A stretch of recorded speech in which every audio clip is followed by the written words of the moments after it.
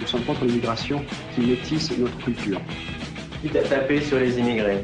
Quitte à les taper s'il le faut pour se faire connaître et pour se faire comprendre et entendre. À l'époque, tu avais 99,9% des skins sur la France comme sur l'Europe et en particulier l'Angleterre et l'Allemagne qui étaient nazis. Et on va pas se mentir, c'était la tribu dominante à un moment donné. C'était vraiment la terreur de base quand tu sortais, quand tu avais été punk à 15 ans, tu vois, tu voulais te balader dans Paris, tu étais obligé de faire un parcours sur ton plan de métro parce qu'il y avait des endroits que c'était même pas la peine d'essayer de traverser, quoi. T'évitais les Halles, t'évitais Luxembourg, t'évitais les plus de Clignancourt le week-end, enfin tu vois, c'était un peu compliqué, quoi.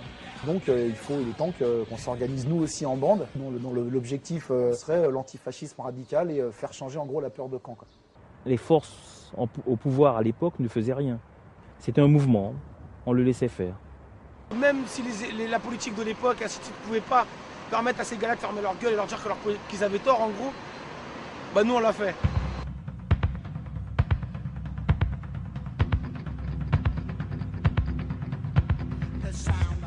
La grande différence, je pense, entre l'extrême droite et nous, c'est que nous, on chassait l'extrême droite.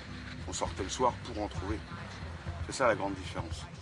C'est qu'on cherchait du faf. Il y a effectivement cette fameuse descente au Baldiz, qui a été une des premières réelles offensives face au mouvement skinhead où Pascal de Juvisy s'est fait décoiffer sa raie. C'était un skin, il avait une raie sur le côté, tu sais, comme Adolf Hitler, et rasé à blanc sur les côtés. On l'appelle Pascal de Juvisy. Donc c'était les Légions 88 et toute la clique là. Et les Red Warriors, ils sont allés, ils ont tous mis Bombers retourné, c'est pour ça, pour se reconnaître face au skin. C'est comme ça que la légende du Bombers retourné est née. C'est pour ça que je dis que c'est un mythe fondateur, parce que c'est vraiment la première descente en tant que... Enfin, c'est la première descente des Red Warriors en tant que bande constituée. Alors voilà la descente, on est tous morts-sous, c'est parce que bon, c'est quand même au vin blanc. On est dans une Citroën Visa et on est 7 dans la voiture.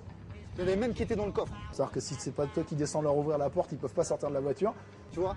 Et quand ils sont arrivés, ils ont foncé en caisse, ils sont tous sortis avec les battes de baseball et en bomber orange, ils ont tout déménagé.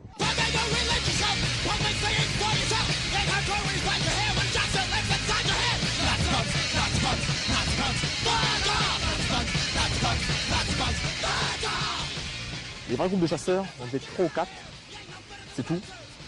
En tout, dans Paris, on a dû être moins d'une centaine. Et on est tous des frères. C'est vraiment une idée politique qui nous motivait tous, c'était combattre le fascisme en France.